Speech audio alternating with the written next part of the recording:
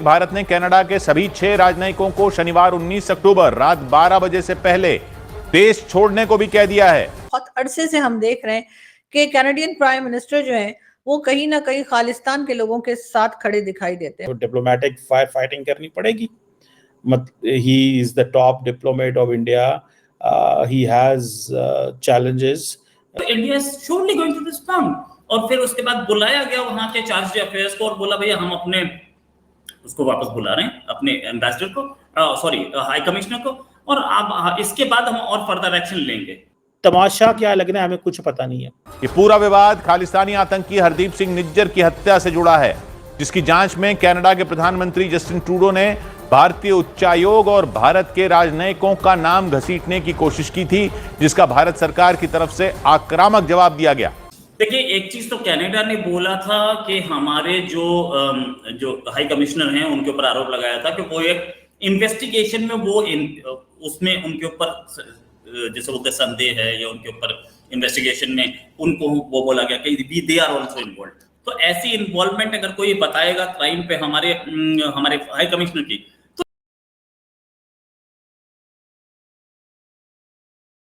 तो India is surely going to respond. और फिर उसके बाद बुलाया गया वहां के चार्ज अफेयर्स को और बोला भैया हम अपने उसको वापस बुला रहे हैं, अपने एम्बेसडर को, सॉरी हाई कमिश्नर को, और आप इसके बाद हम और फर्दर एक्शन लेंगे। तो वो बोला और वो हो रहा है। दोनों कंट्रीज के जो रिलेशंस हैं वो फर्दर डिटीरियोरेट करेंगे, इसमें कोई शक नहीं। कनाडा बार बार बोल रहा है कि निज्जर में इंडिया का हाथ है, निज्जर की असैसिनेशन में इंडिया का हाथ है। बस एक चीज समझने वाली है ना कि कोई प्रूफ तो दोगे। बिना प्रूफ आज तक एक प्रूफ नहीं दिया गया। हमें नहीं दे सकते, यूएन को दे दो यार।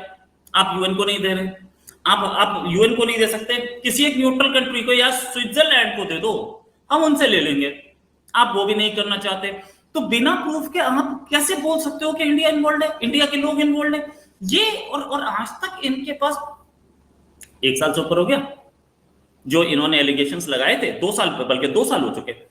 2 साल में इनसे प्रूफ नहीं इकट्ठा हुआ और इन्होंने बोल पहले दिया, और बोलने के बाद फिर बोल रहे हैं कि यार क्या कि जी आपके ये आदमी ये जो 5 जो वो हैं ये इन्वॉल्व हैं।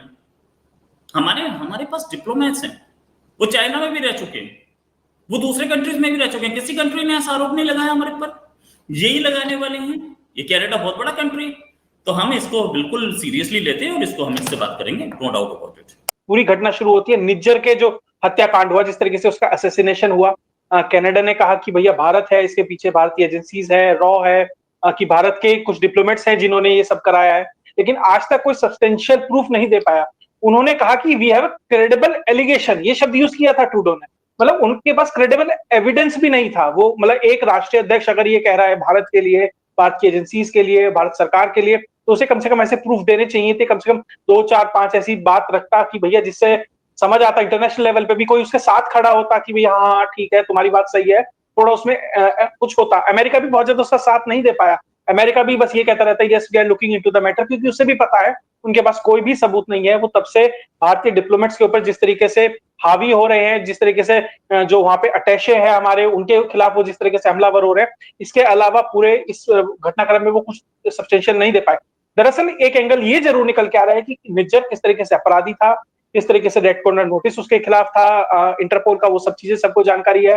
किस तरीके से एक प्लम्बर वहां पे जाता है, किस तरीके से वो पूरा ड्रग का रैकेट चलाता है और ये सब चलाता है, ये बाकायदा प्रूफ है। ऐसे अपराधी के लिए पूरा का पूरा कनाडा खड़ा हुआ था। जब ये पूरा का पूरा झगड़ा शुरू हुआ, लगभग 1 साल से ये सब कुछ चल रहा है, 1-1.5 साल से, तो भारत की तरफ से ये एक्शन लिया गया कि भारत ने कहा कि भैया देखिए जितने डिप्लोमेट हमारे कनाडा के अंदर है ना, उतने ही डिप्लोमेट कनाडा के भारत के अंदर होने चाहिए। उनके डबल या ट्रिपल उसकी संख्या थी। कारण क्या था कि भारत से बड़ी संख्या में छात्र कनाडा जाते हैं, खासकर हरियाणा है, पंजाब है, या और भारत के उत्तरी भाग से खासकर कनाडा में जाते हुए, या कनाडा जाएंगे, वहां पे बड़ी यूनिवर्सिटीज है, पता नहीं क्या वहां पे ऐसी खास पढ़ाई होती है, मुझे तो नहीं समझ आता। उससे बहुत बेहतर इंस्टीट्यूशंस पूरे भारत में, नॉर्थ इंडिया में ही आपको मिल जाएंगे, लेकिन क्योंकि अपने किले बेचे और सीधा कनाडा पहुंच गए, वहां पे जाके वो रहते हैं। अब कनाडा के साथ क्या है, कनाडा को बिलियंस ऑफ डॉलर्स मिलते हैं इन छात्रों से। कनाडा और भारत की, जी हाँ, कनाडा और भारत के बीच में जो टेंशन चल रही है वो अभी की नहीं है। बहुत अरसे से हम देख रहे हैं कि कैनेडियन प्राइम मिनिस्टर जो है वो कहीं ना कहीं खालिस्तान के लोगों के साथ खड़े दिखाई देते हैं। वो कहीं ना कहीं उनका साथ देते हुए और उनको शय देते हुए या कहिए कि उनको सपोर्ट देते हुए दिखाई देते हैं, जो कि एक बहुत अजीब बात है, मेरी अक्सर समझ में नहीं आता। और मैं अपने दोस्तों से भी यही बात पूछती हूँ कि आखिर जो कैनेडियन प्राइम मिनिस्टर हैं वो खालिस्तान वालों के साथ खड़े क्यों दिखाई देते हैं, क्योंकि हमने और कहीं नहीं देखा कि कोई ऐसे लोग हों जो एक कंट्री से अलग होना चाहते हों या सेपरेट होना चाहते हो और उनके साथ किसी दूसरी कंट्री के प्राइम मिनिस्टर्स जो हैं वो ना सिर्फ ये के साथ खड़े दिखाई दें बल्कि उनको पूरी तरीके से सपोर्ट करते भी दिखाई दें।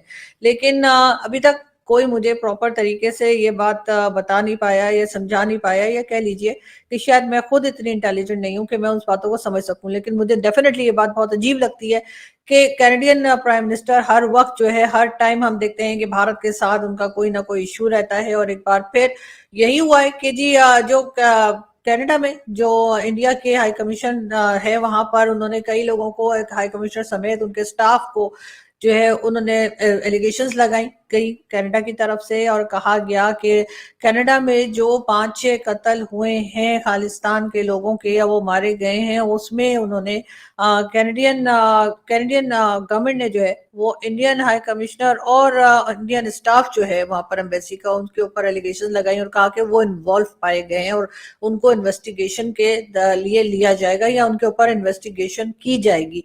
इस बात को भारत ने बहुत सीरियसली लिया है और कहा यह जा रहा है कि भारत ने अपने हाई कमिश्नर को वहां से हटा दिया, यानी कनाडा में जो इंडियन हाई कमिश्नर है उनको अपनी सीट से उन्होंने इंडिया ने हटा दिया है। और ऐसा गुस्से में किया गया है। कनाडा को एक तरह का रिस्पांस जो है वो भारत ने दिया है, जो कि बहुत सख्त किस्म का रिस्पांस है और मेरा ख्याल है ऐसा ही होना भी चाहिए था।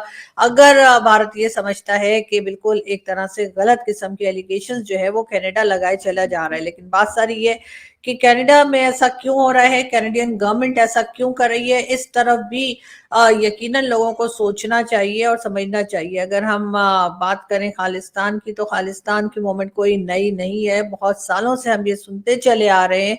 खालिस्तान के लोग जो हैं वो कनाडा में और यूरोप में और कई दूसरी कंट्रीज में हमें प्रोटेस्ट करते हुए या इस किस्म की बात करते हुए दिखाई देते हैं, जिससे वो ये कह रहे हो कि खालिस्तान बनाना है और भारत से उन्हें अलग होना है। लेकिन बात सारी ये है कि अगर हम बात करें पाकिस्तान की, तो न जाने क्यों पाकिस्तान में इस तरह के लोगों को सपोर्ट किया जाता है।